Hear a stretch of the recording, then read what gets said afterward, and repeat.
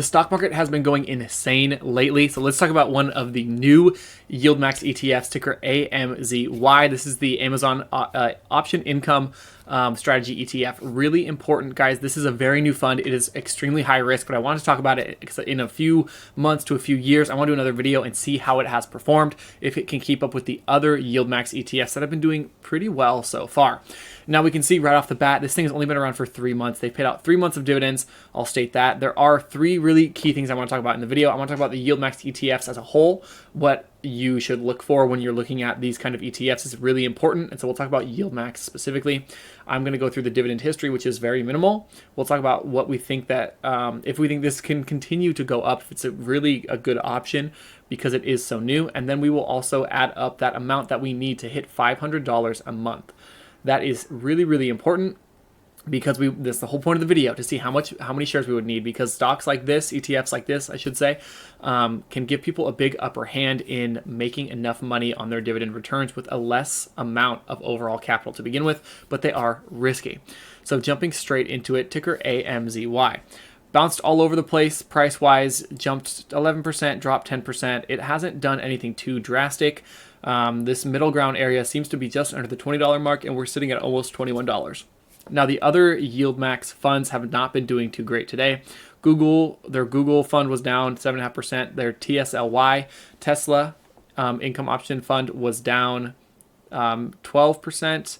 AAPL, their Apple option, was down almost 7.5%. Nvidia was up actually 9%. Important to note. So we can see all of them range in this price action. Tesla has fallen a lot harder. We'll look at Tesla really quick. I have a full video on TSLY. Oh, we're comparing. That's actually sweet. So TSLY has fallen quite a bit more, but the two funds have been very interesting. They also started lower. So very similar pattern with these. A lot of that has to do with the market. I love the comparison tool on Google Finance, but definitely something to note that the price action on these is very, very risky. It has been from the start, has been for TSLY. Now let's go ahead and look at AMZY. Look at the Yield Max ETF page. We can see these are all their funds out now, which is crazy because when I first started looking at the Yield Max ETFs, they actually were only, what were they? There were 5 of them, and only one was tradable, and that was TSLY. OARK wasn't out yet. APLY wasn't out yet. So very interesting to note. So let's look at these Yield Max ETFs. So we can see that these funds range pretty drastically in their distribution rate, all the way from 61%, which I think is the highest, maybe, no, Coin or AMDY is at 67%, which is the highest, all the way down to the lowest, which was ALPY with only a 10.8. So about 11% yield, which is still pretty phenomenal. But these Yield Max ETFs, they are really, really interesting. If you go through and look at this, I'll link their website down below. And I'll link my last video, my last How Many Shares video on ticker TSLY, which is my personal favorite because of that insane distribution rate that they have been doing. And you can see all of this information they put out about here, their last, when they paid out their dividends, what they paid out, the record date, payable date, all that kind of stuff. Now, there's a few things to note that's important with these dividends. So you're taking on a lot of risk with these kind of ETFs. But on top of that, you're going to be taxed crazy. Now, I'm not a fan of taxes, but you're going to be taxed on these short-term gains, which are super, super high tax rate. Especially, I believe it does depend on your tax bracket as well. But if you make a good amount of money, you're going to be paying 35 to 40% on the dividends themselves. So remember all of that when you're buying into stuff that pays out these short-term gain dividends. And so these are, I forget the term if it's qualified or non. I think that they're qualified dividends, non-qualified. One of them you pay taxes on, one of them you don't. And so it's important to know the difference between that, which I can't remember which one it is, and I don't want to get it wrong. So remember that, and remember that, yeah, taxes are going to bite you on this. So you are taking on a lot of risk, and you're also going to lose a lot of your profits with taxes. Now, looking at more about this, all the fund overview and stuff like that, it's a covered call ETF. They do have a higher management fee of 1%, which is also a lot as well. Add that in with the taxes and the risk and everything. That's why a lot of people don't buy into these kind of ETFs. But you have their net asset value, which is what they have: net assets of 40 million, shares outstanding, close price, stuff like that. Expense ratio, that's where the 1% is. 30-day SEC yield, which is spread calculated from the median bid-ask spread expressed as a percentage, blah, blah, blah, lots of information for the last 30 days. Yeah, so they have the double star too. Bunch of information on the website. I like that they put that on there, and they do have the performance, the 4 month, 1 month, all that kind of stuff.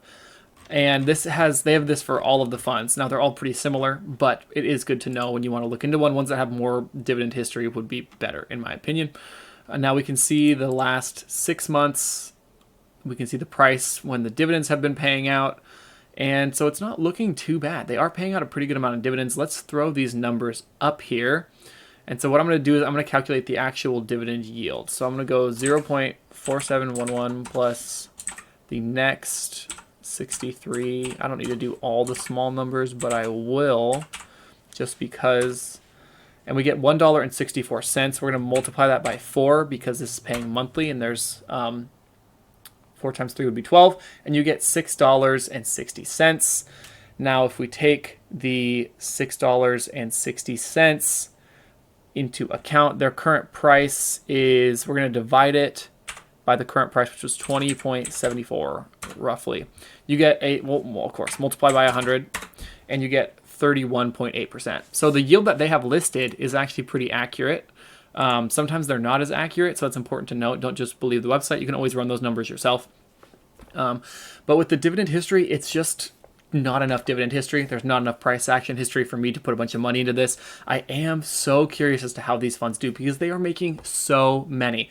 Like I said, there were barely any when I first started looking at these funds, and now there's so many. So you can even pick your favorite, like JPM. Like that's a good one. There's so many. ZOM. The new one coming out is mRNA.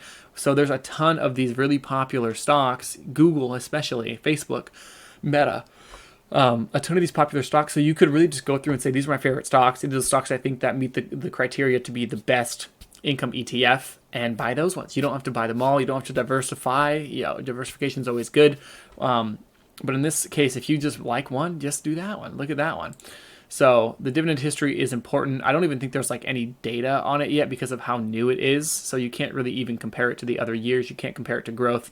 So this video is really just to talk about how much money you can make based off the yield so far. So we will throw up that calculation too. So what we're going to do is what we need would be, what did we say the yield is about? I'm going to round up. We'll do it the normal way. So we're going to take the yield, which is 0.32%. Hello? 0.32%. We're going to multiply that by, let's say we start with $50,000 in the account.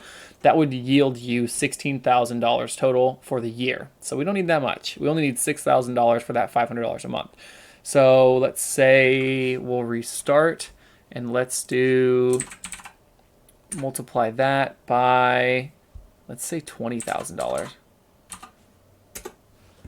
Yeah, so $20,000 nets you with a 0.32% dividend yield with $6,400, a little bit extra than what we need actually. Can we go all the way down to 19?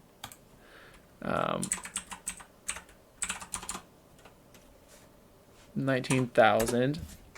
Yes. So $19,000 would net you 32% on itself, which would be $6,000, $6,080 to be exact.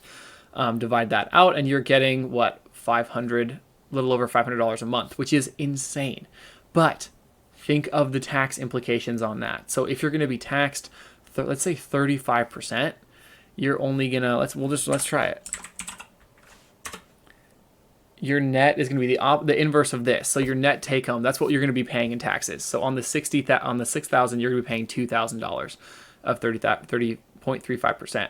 So you're only really getting $4,000 a year from this, $3,900 actually, because taxes are the worst. But it is always important to note taxes and how you're taxed, you guys. It will come back to bite you. And if you're buying a stock because two stocks are really close and one is a Yield Max ETF and one is a Dividend King, and you say, oh, well, the Yield Max ETF is netting me 2% more every year based off its history, let's do that one. Note the tax implications because you are going to take a huge loss on what you could have made with other options if you're not calculating it all correctly. So like I said, I like these Yield Max ETFs. I think they're hilarious, to be honest. I don't think people take them really seriously, but I do want to look into them and see how they do. Keep track of them. They have their Twitter page has some pretty good information. They do have a YouTube where they talk about stuff. There's pretty good information on all this stuff. Yeah, they talk about their current yields with everything, and it's still a relatively small company, but I think that it could really take off if people like these, and it really just all depends on performance. So the last thing I want to know, guys, make sure you take care of your risk. Let me know what you want to see in future videos. If you like these how many shares videos, they are super fun to do. If you want a 5-minute DD on a video, let me know. That helps me out a bunch. If you guys are interested in stocks and finance overall, if you don't mind subscribing, that helps me out. We're trying to get to the 1,000 mark. And we're doing good. I appreciate all you guys for watching the videos, for hanging out, and for commenting, letting me know what you think about a lot of these companies and these stocks overall. More videos to come shortly, so I will see you guys in the next one.